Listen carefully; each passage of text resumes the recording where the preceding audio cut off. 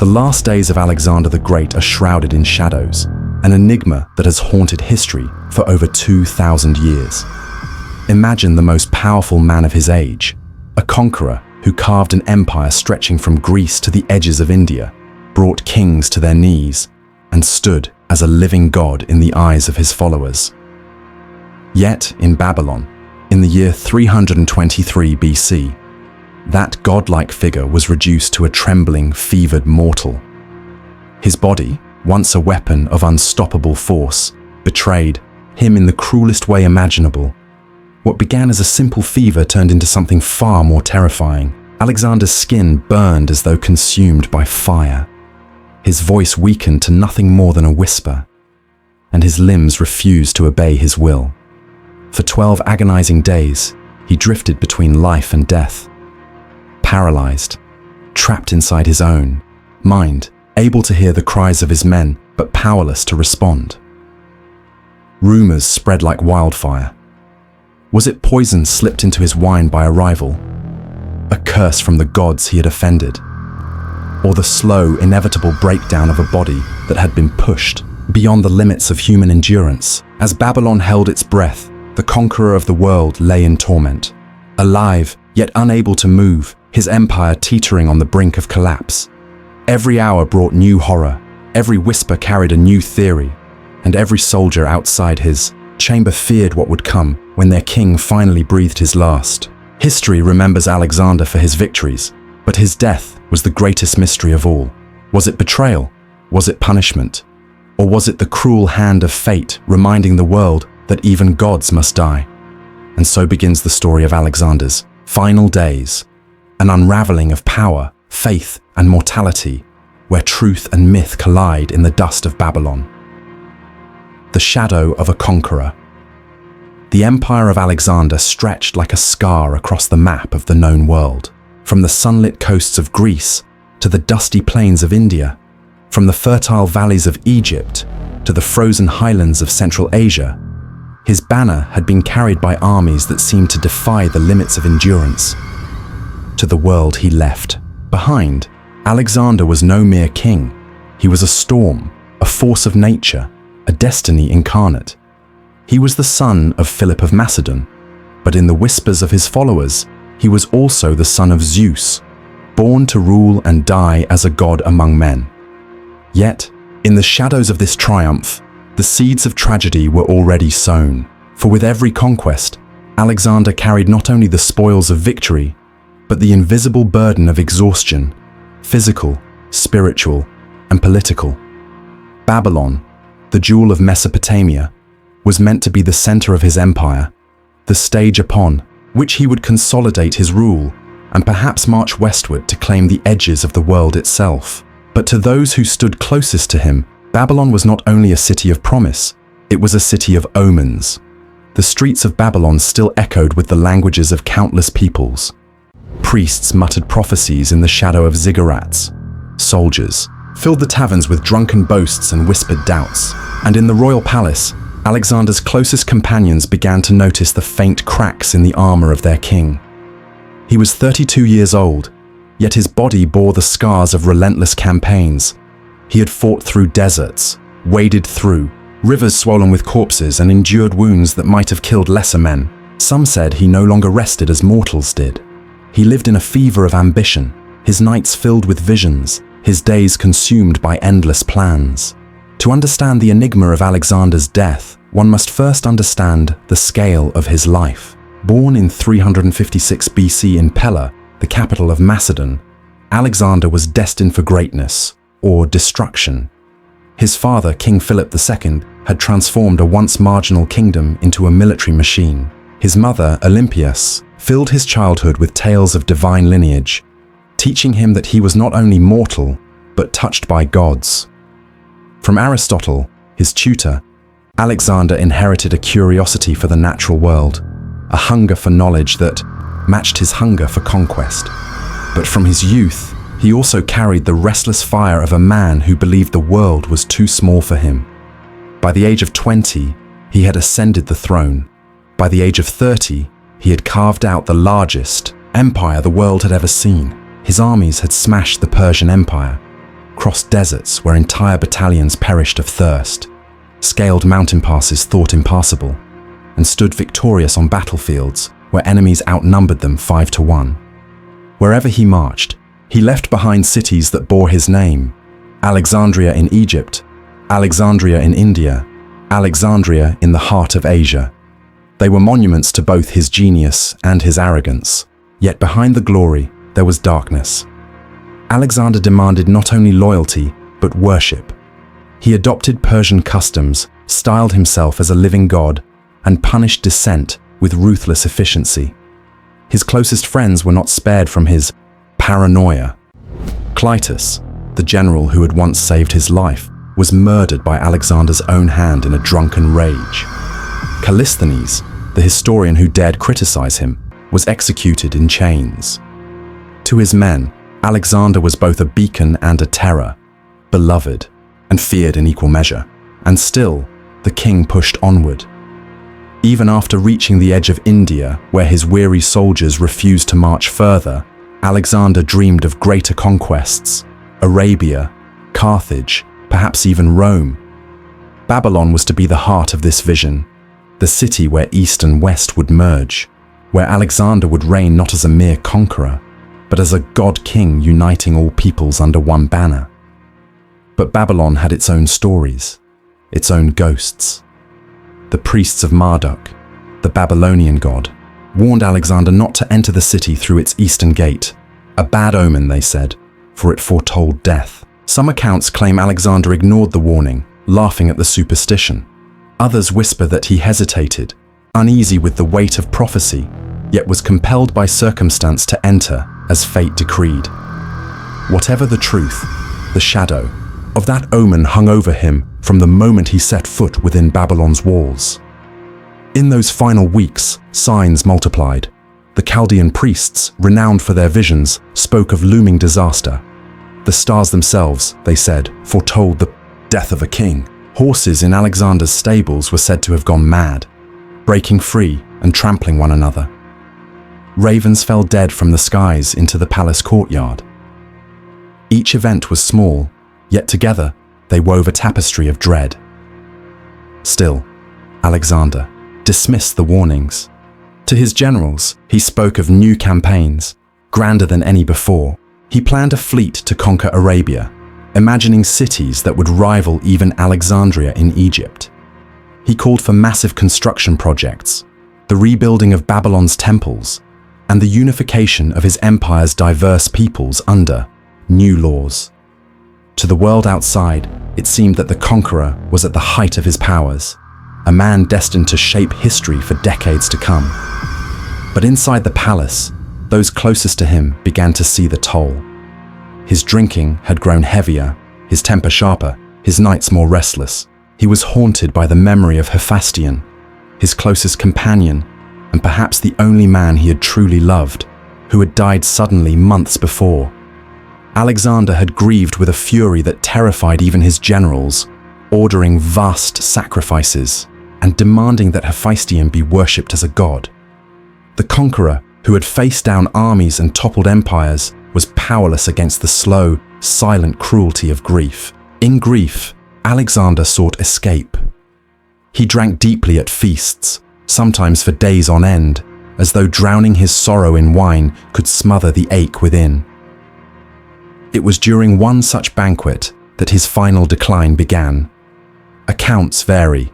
Some claim he drank a bowl of unmixed wine offered by a rival. Others that he staggered away from the feast, clutching his stomach, his body racked by sudden pain.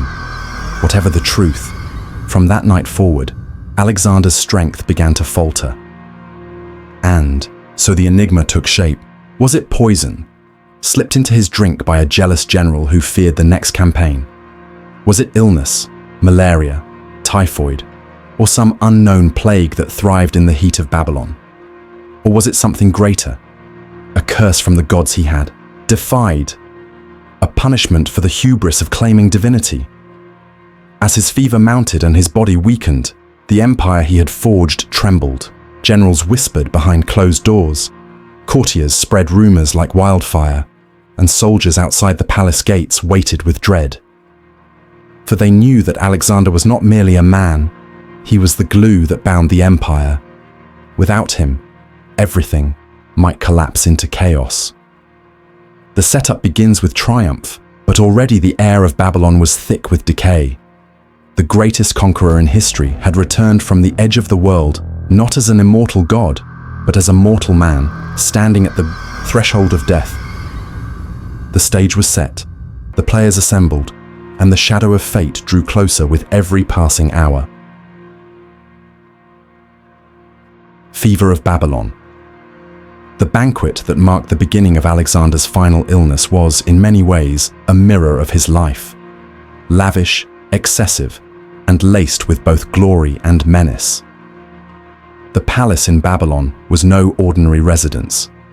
Its halls were vast, hung with tapestries depicting gods and kings long forgotten. Marble floors gleamed in the flickering light of hundreds of oil lamps.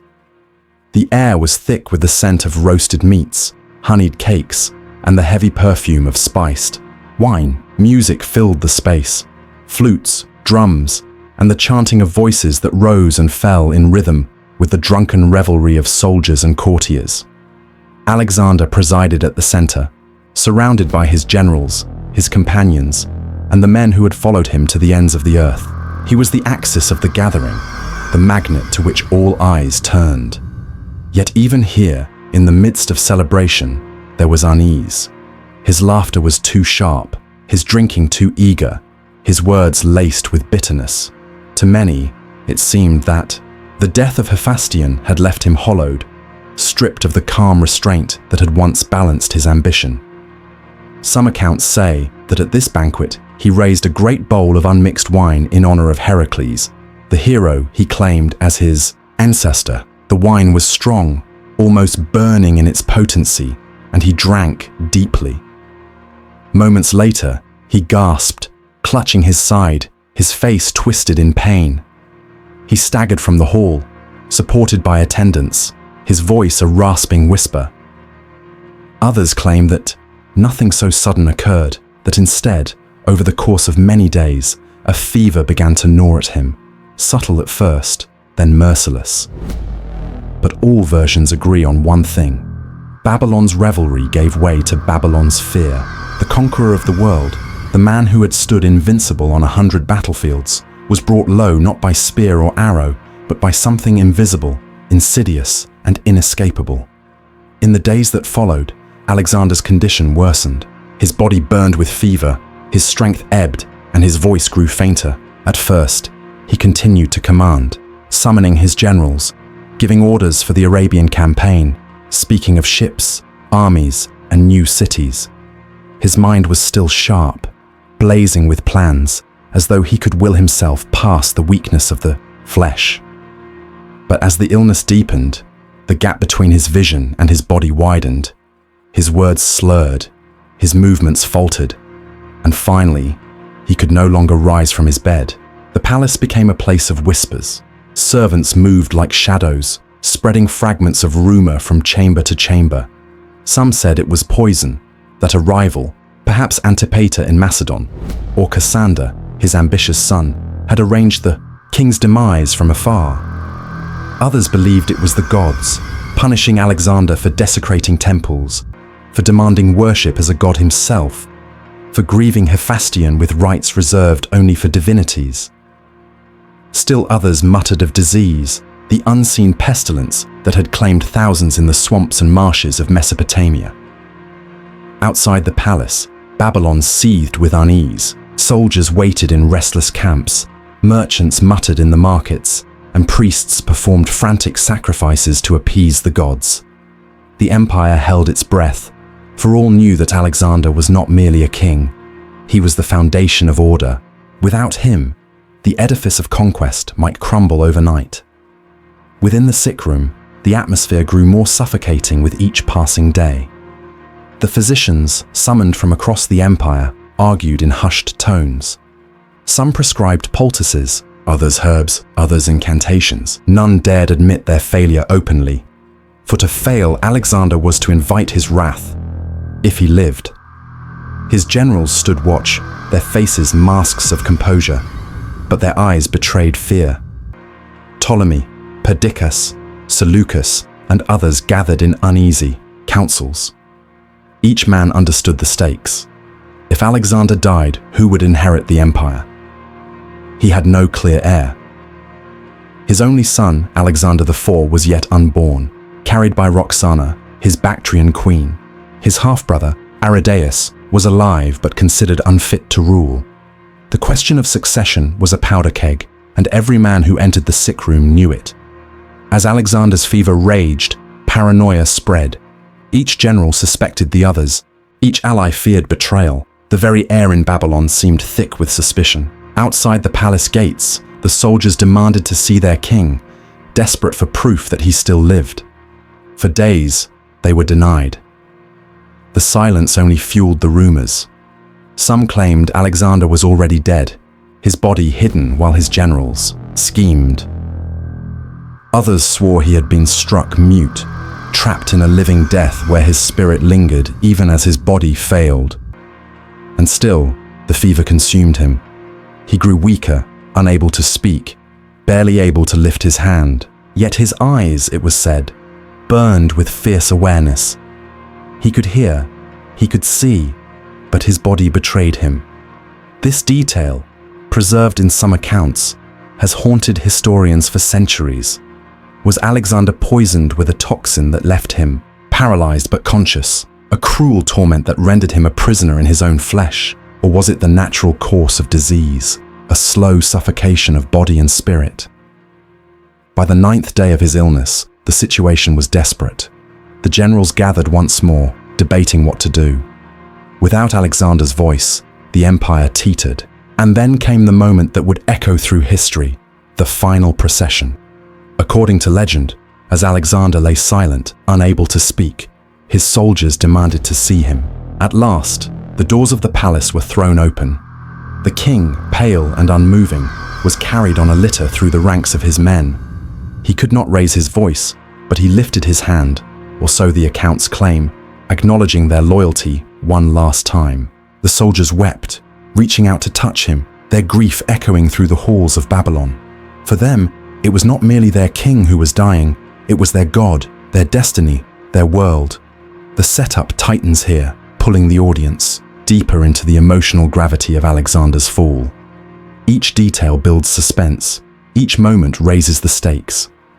Babylon becomes a crucible of ambition, grief, and impending chaos. And as the fever burned on, all of history seemed to hold its breath, waiting for the final blow. Whispers in the shadows. The procession of Alexander through the ranks of his soldiers was meant to reassure the army, to show that their king still lived. For a moment, it worked.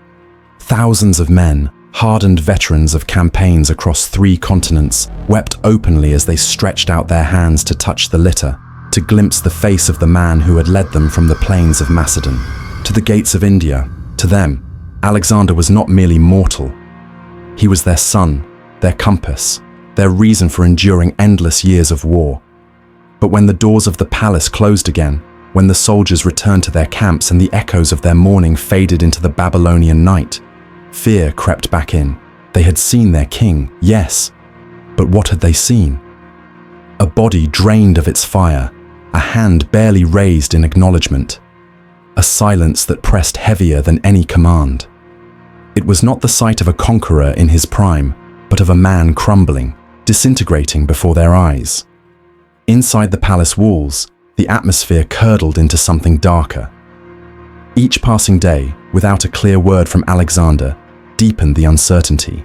His generals lingered in the corridors like wolves circling prey, their conversations hushed, their eyes darting with suspicion. They had marched together for more than a decade, sharing triumphs and defeats, but now ambition whispered in every silence. Perdiccas, the officer who had risen to prominence as Alexander's most trusted commander in recent months, positioned himself as guardian of the king's legacy.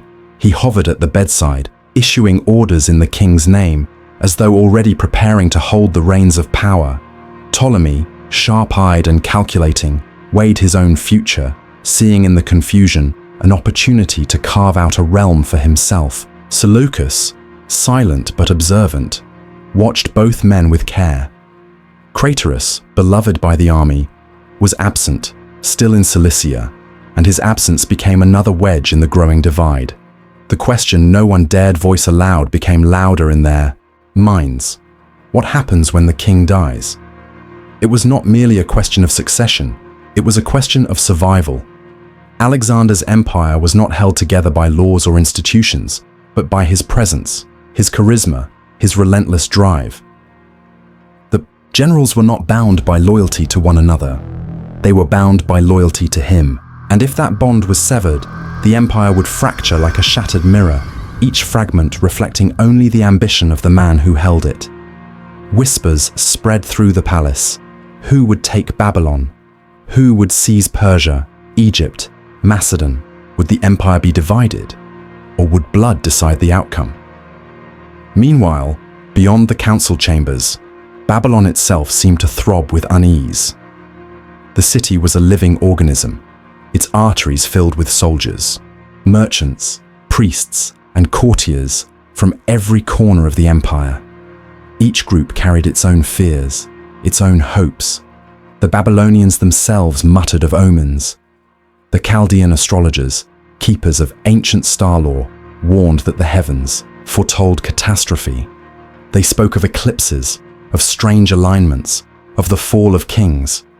Some claimed they had begged Alexander not to enter Babylon at all, warning him that death awaited within its walls. Now, with the king burning in fever, their words seemed like prophecy fulfilled. The Macedonian soldiers were restless. They had followed Alexander for years, endured unimaginable hardships, and now they lingered in uncertainty. They wanted clarity, stability, orders. Instead, they were met with silence and rumor. They demanded to know the future of the army, the future of the empire, but no one could answer. Among the Persians and other peoples folded into Alexander's conquests, suspicion festered. Many had come to accept him as ruler. Some even worshipped him as divine, but others saw his sickness as a sign. The gods of Babylon, they whispered, had struck him down for his arrogance. The Persian nobility, uneasy with the Macedonian yoke, watched with careful patience, sensing opportunity in the weakness of their conqueror. In the palace chambers, Alexander's condition worsened still. His breathing grew shallow, his skin slick with sweat, his body wasted by the fever that would not release him. Yet his mind, according to some accounts, remained sharp. He gestured faintly, his eyes flickered with awareness, and he seemed to follow the hushed debates of his generals. It was as though he were caught between two worlds, unable to rise and rule, yet unwilling to surrender fully to death. And so, the tension deepened. His generals gathered around the sickbed, not only out of loyalty, but to read the slightest flicker of command, the faintest sign of preference. Would Alexander name a successor? Would he anoint his unborn son? Would he leave his empire to the strongest, as later tradition claimed? Or would he die silent, leaving them to tear one another apart? The days dragged into nights, the nights into days. Babylon's great walls loomed silent against the desert sky, the Euphrates flowing sluggishly past as though time itself had slowed to match the king's decline. In the streets, sacrifices multiplied. Priests slaughtered animals, reading omens in the entrails, desperate to divine the will of the gods. Yet no answer came, only the steady drumbeat of dread echoing in the hearts of all who waited. Alexander's chamber became a theater of unease. The physicians worked in vain, bringing herbs from distant lands, laying cool cloths upon his burning skin, chanting prayers in languages half forgotten. Nothing pierced the fever. His generals sat at the edges of the room, silent, watching not only their king but one another. Every cough, every sigh, every flutter of Alexander's eyelids became a signal to be interpreted, a weapon to be wielded. The man who had united the known world now lay at the center of a storm of ambition. Outside, his soldiers still called him their living god. Inside, his companions wondered which of them would claim the mantle when he was gone. And yet, through it all, Alexander endured. Day after day, he lingered, neither recovering nor surrendering. To some, this endurance seemed miraculous, a sign that he would rise again. To others, it was torture, a slow and humiliating death for a man who had once seemed immortal. What was killing him? The question gnawed at them all. If it was poison, then one among them was a traitor. If it was disease, then even kings could be undone by the smallest of creatures. If it was divine punishment, then none of them could escape the wrath of heaven. The uncertainty was a poison all its own, infecting the minds of his followers, corroding trust, feeding the paranoia that spread like fire through dry grass. By the 12th day of his illness, Alexander's voice was gone. His generals leaned, close, straining to hear, but only faint whispers emerged. Some claimed he managed to utter words, fragments of command, fragments of farewell. Others believed he said nothing at all, that the silence was absolute, leaving only eyes that burned with the agony of unspoken thoughts. In the camps, soldiers grew restless again. They demanded to know the truth. Was their king alive or dead? Would they march again, or would they fight one another? The uncertainty twisted into anger. Men who had once stood shoulder to shoulder began to look at each other with suspicion, sensing that the unity which had carried them across the world was crumbling. The empire stood on a knife's edge. Babylon had become a crucible, its air thick with heat, smoke, and dread. The greatest conqueror in history lay dying, and around him, ambition, fear, and prophecy circled like vultures. The setup neared its end, but the true unraveling was only beginning. The last omen. By the 13th day of his sickness, Alexander the Great was little more than a shadow of the man who had conquered the world. His body, once a living symbol of invincibility, lay motionless upon his bed, his skin pale and damp with fever. He could no longer eat, no longer speak, no longer command. Yet his eyes still flickered with a terrible awareness, trapped inside the shell of a dying god. Around him, Babylon seemed to hold its breath. The priests spoke of omens that multiplied by the hour, horses collapsing in their stalls, the stars burning in strange alignments, unnatural silences in the night. Some whispered that the gods themselves had abandoned Alexander, withdrawing their favor from the man who had dared to claim divinity. Inside the palace, his generals waited like men condemned.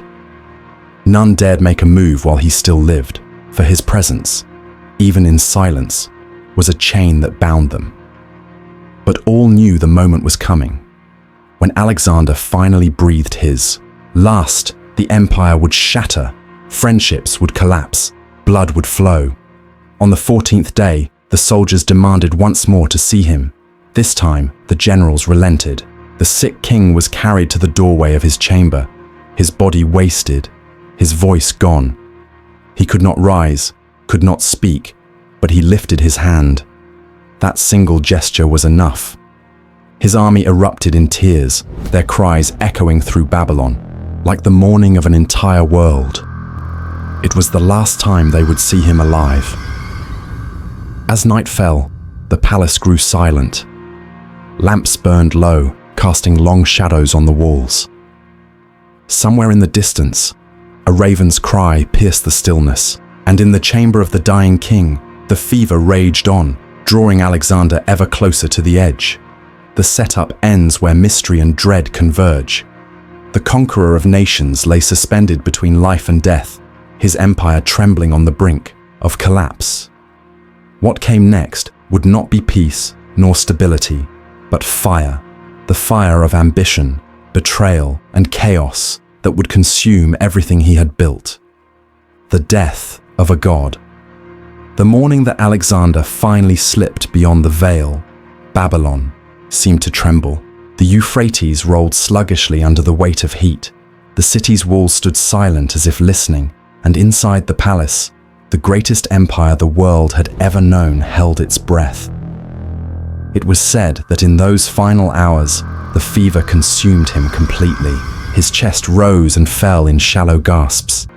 His lips parted, but no words emerged. and his eyes, so fierce in life, stared blankly at the ceiling as though searching for something beyond mortal sight. His companions gathered around the bed. Perdiccas, Ptolemy, Seleucus, Nearchus, and others who had marched at his side through a decade of unrelenting conquest. Each man stood rigid, unwilling to weep openly, but their silence carried the weight of fear. When the end came, it was not with thunder or divine spectacle, but with a whisper. His body stilled, his breath ceased, and the conqueror of nations was no more. 32 years old, a lifetime spent in fire and steel, ended in silence. The room was overcome by stillness. No one spoke, no one dared move. To admit aloud that Alexander was dead was to unleash chaos. Chaos none of them were ready to face, but the silence could not hold. Outside the palace, rumors spread faster than truth. Soldiers demanded answers. Was the king alive? Had he risen from the fever, or had the gods abandoned them, leaving the world adrift without its anchor? Within hours, Babylon fractured into grief and suspicion. Some wept openly, tearing their garments, collapsing in anguish at the thought that their living god was gone. Others whispered of poison, their eyes scanning the faces of the generals for guilt. Who had slipped death into his cup? Who had plotted in the shadows for this very moment? The physicians, already distrusted, were accused of negligence or betrayal. Servants vanished into the city, carrying scraps of rumor with them. The Babylonian priests, who had long warned that Alexander's death was written in the stars, now claimed vindication. The city buzzed with voices, but all shared the same truth. Alexander was dead, and the empire stood leaderless. Inside the palace, the generals convened. Their faces were drawn, their voices low, but beneath their words lurked ambition. Perdiccas moved quickly to seize control, declaring himself guardian of the royal household and of Alexander's unborn heir by Roxana. But others bristled. Ptolemy eyed the wealth of Egypt. Seleucus measured Babylon itself. Antipater, far in Macedon, would surely claim authority in the homeland. Each man saw not one empire, but many kingdoms waiting to be carved from its carcass. The soldiers outside were restless. They demanded to know Alexander's final words. What had their king declared? Who had he named as successor? The generals hesitated, for the truth was unclear. Some later accounts claimed Alexander whispered, "To the strongest." Others swore he named no one, only gestured faintly as his strength slipped away. Still others believed the generals themselves forged the words, planting seeds for their own ambitions. But the ambiguity was deadly. To the soldiers, it was a riddle. To the generals, it was an invitation. The rising action was set in motion. For the first time in more than a decade, there was no king to command the army, no single voice to bend the will of thousands. The men who had conquered the known world now found themselves without a leader, and already the shadow of civil war stretched across the empire, but for the moment, grief held them still. Alexander's body was laid in state, his corpse said to have remained uncorrupted for days, as though the gods themselves refused to let him decay. Crowds filed past, soldiers knelt in tears, priests muttered prayers, and still the generals argued in the shadows. Would they crown Aridaeus, the half-brother unfit to rule? Would they wait for Roxana's child to be born? Or would they carve the empire into pieces before the body of their king had even cooled? The fever had ended, but the fire was only beginning. The Council of Shadows, the death of Alexander did not bring silence. It brought a storm. For a few brief days, the palace was cloaked in ritual. Priests tended the body, perfumed oils were poured over the corpse, and hymns rose in the night as soldiers and citizens alike came to mourn. Yet even within that atmosphere of grief, the generals whispered among themselves, their minds already fixed on power. The question of succession could not be ignored. The empire, immense and fragile, needed a ruler. Without one, it would disintegrate. But who? Alexander had left no clear heir. His queen, Roxana, was with child, But the unborn child's fate was uncertain. His half-brother, Aridaeus, lived, but he was simple-minded, incapable of ruling. The generals gathered in a great hall, their faces grim, their voices tight with suspicion. Each man knew that whichever name was chosen, the others would be forced into submission or into rebellion. Perdiccas, closest to Alexander in those final days, spoke first. He declared that Roxana's child should inherit, with himself as regent until the boy came of age. His words carried authority, but not enough to silence the others. Ptolemy, ever shrewd, suggested a compromise. Aridaeus should be crowned king, with Roxana's child to follow if it proved strong. Others scoffed, seeing in Ptolemy's calm tone the seeds of self-interest. Seleucus, quieter but calculating, withheld judgment, watching for weakness in the others. The council grew heated. Voices rose. Old wounds reopened. Each general remembered the blood spilled not only against Persians and Indians but between themselves. They had endured Alexander's wrath, his paranoia, his sudden executions of friends and allies. Now, with him gone, their loyalty was to no one but themselves. Outside the chamber, word spread like wildfire. Soldiers clustered in knots, debating, arguing, shouting. They demanded to know why they were not consulted. Had they not bled across deserts and rivers, scaling walls and marching through endless wars? Was it not their sweat and blood that had built the empire? Why should a council of nobles decide their future without their voice? The tension was palpable.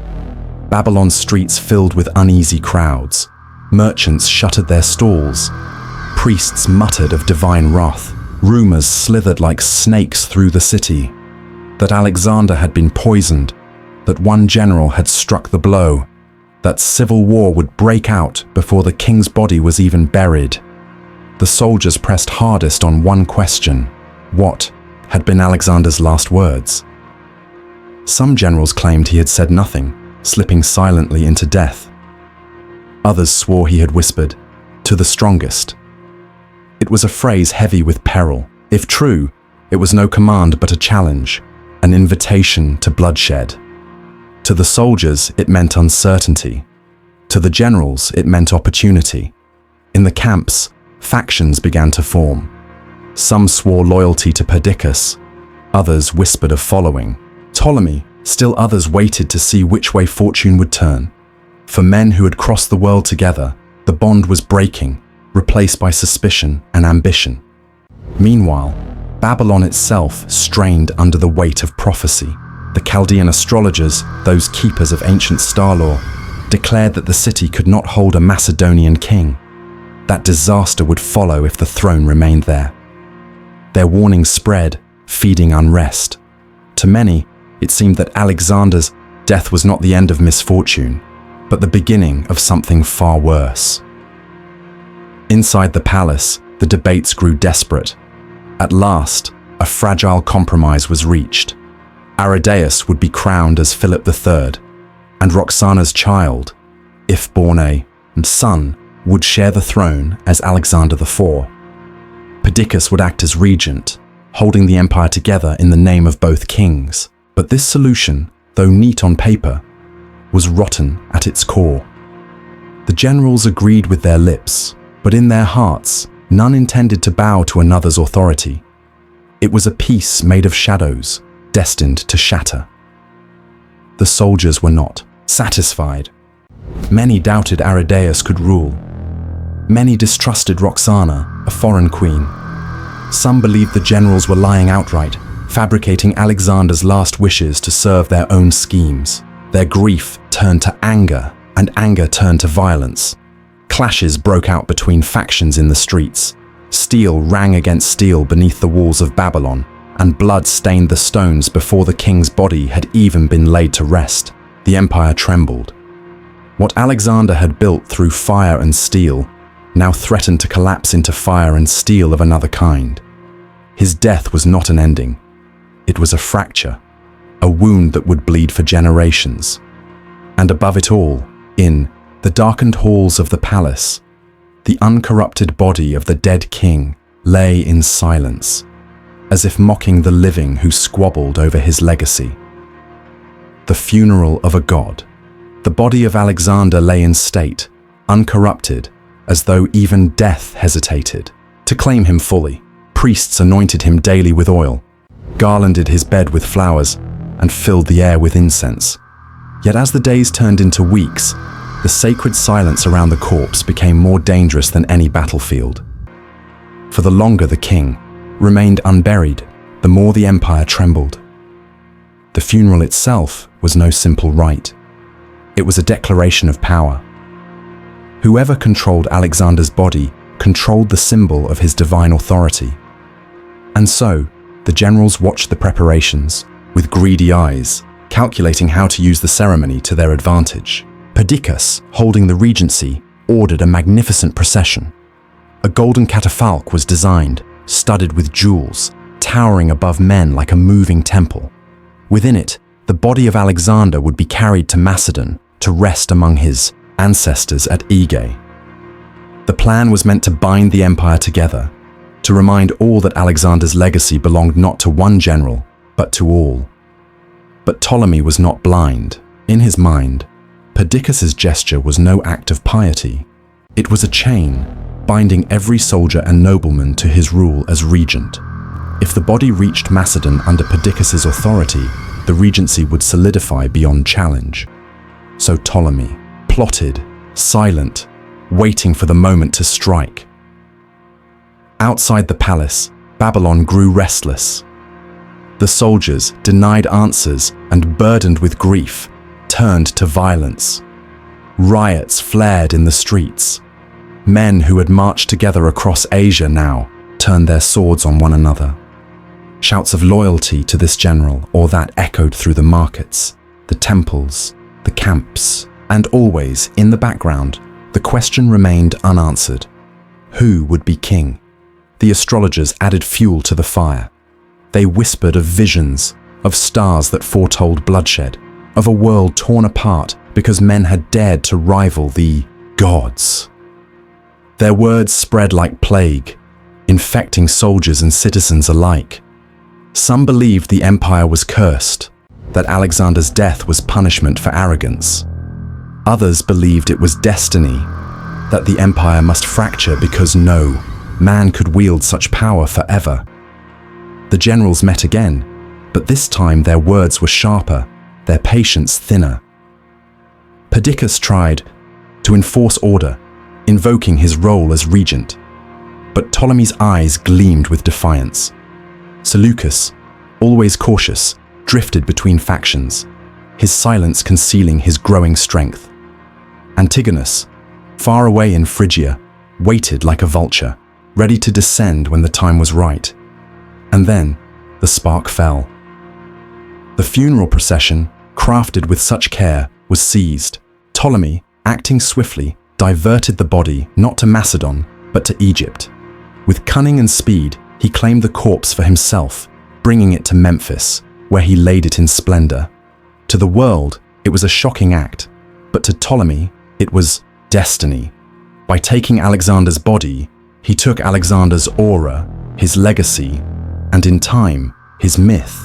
Egypt would be his, a kingdom of his own, and the dead conqueror would sanctify it. Perdiccas raged, but rage was not enough.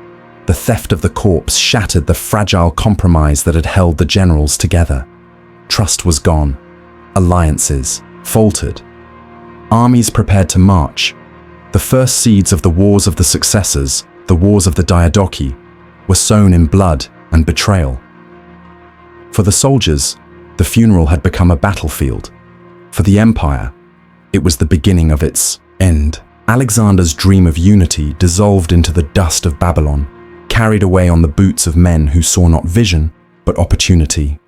And so, the rising action reached its terrible height.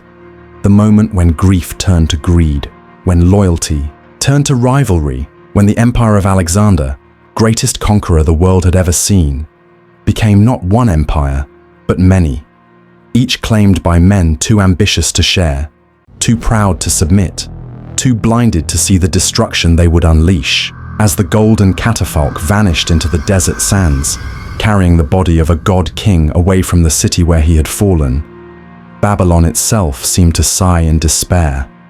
The unity was broken. The darkness had begun. The shattering of a dream. The theft of Alexander's body was not merely a crime. It was the spark that ignited the inferno. Babylon, the heart of an empire, became a city of whispers and daggers. The golden catafalque vanished into the desert under Ptolemy's banner.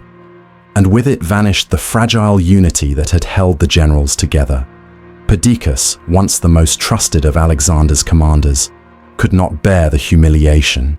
To lose the corpse of his king was to lose legitimacy, to lose the loyalty of soldiers who still worshipped Alexander as a god. He raised his voice in fury, summoning men to his cause, vowing to march on Egypt and tear the body back by force if necessary. The air thickened with the promise of war. The armies that had once moved as one across Asia now divided.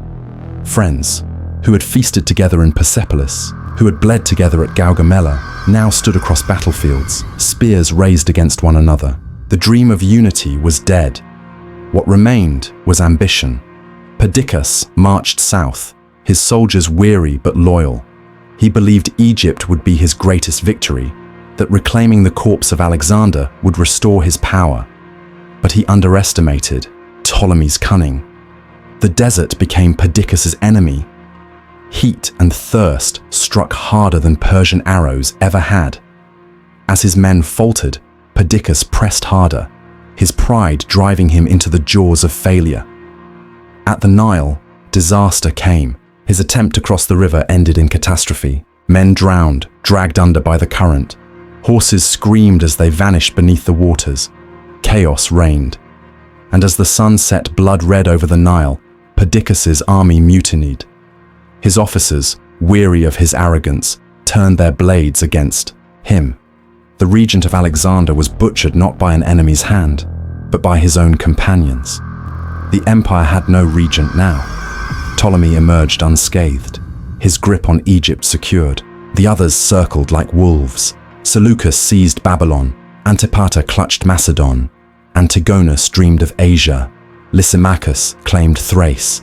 The world that Alexander had bound together with fire and steel splintered into fragments, each shard sharp, enough to draw rivers of blood. The wars of the Diadochi had begun. From the Indus to the Mediterranean, soldiers marched beneath banners, no longer united by one king, but by rival lords who wore Alexander's memory as armor. Battles raged across, plains once sacred to conquest, cities burned, and men who had once called each other brother now called each other traitor. And always, at the heart of it all, loomed the silent figure of Alexander, his corpse lying in Egyptian sands, worshipped as a relic, a prize, a weapon of legitimacy. His dream of one empire had died with him, but his shadow ruled on, binding men to wars that would outlive them all. The climax reached its cruel peak with betrayal upon betrayal, victory upon Pyrrhic victory. The conqueror who had once united the world now watched from the silence of death as his legacy was drowned in the blood of those who had sworn to serve him. And the empire, once whole, was shattered beyond repair. The long shadow of Babylon. The empire of Alexander had died not with his final breath, but in the years that followed. His generals, men he had raised to greatness, tore it apart with their ambition. Each claimed to fight for his legacy, yet every battle drove them further from the unity he had once forged. In the deserts of Egypt, Ptolemy stood triumphant. Alexander's body, stolen from Babylon, became his greatest weapon. Pilgrims and soldiers alike came to Memphis, then later to Alexandria, to gaze upon the sarcophagus of the conqueror. In death, Alexander became Egypt's eternal guest, sanctifying Ptolemy's dynasty. For centuries, travelers would kneel before his tomb, whispering prayers to a man they now called a god. But elsewhere, the dream rotted. Seleucus carved out a vast dominion stretching from Babylon to Persia, but his empire was fragile, forever bleeding at its borders. Antigonus built power in Asia, only to fall in battle, his ambitions shattered like so many before him. In Macedon, Antipater and his descendants clung to a shrinking kingdom, beset on all sides by rivals. Lysimachus held Thrace for a time, but, like the rest, his reign ended in betrayal. The wars of the successors raged for decades. Tens of thousands of soldiers, who had once marched with Alexander across the world, now died in battles against men they had once called brothers.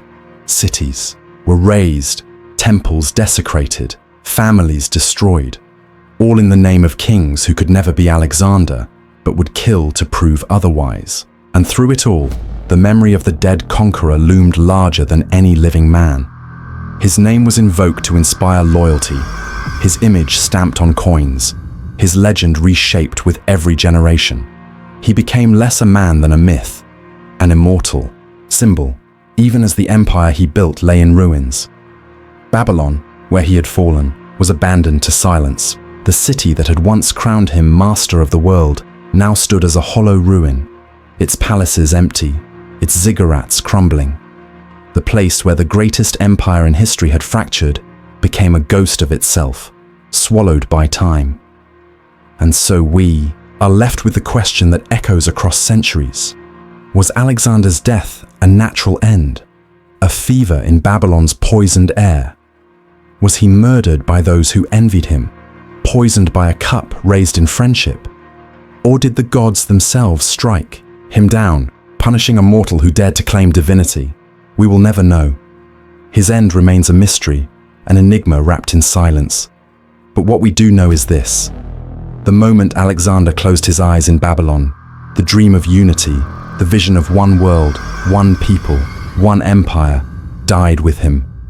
What followed was not greatness, but greed. Not unity, but ruin. His generals built kingdoms, yes, but they built them on graves. His empire lived on, but only as a shadow, scattered into fragments that fought each other until history buried them all. And perhaps that is the cruelest truth of all. Alexander conquered the known world, but could not conquer the men who followed him. His was the most painful death, not only of the man himself, but of the dream he carried. The enigma of Babylon remains unsolved. His shadow still lingers. And we are left to ask ourselves, was it greatness that drove Alexander?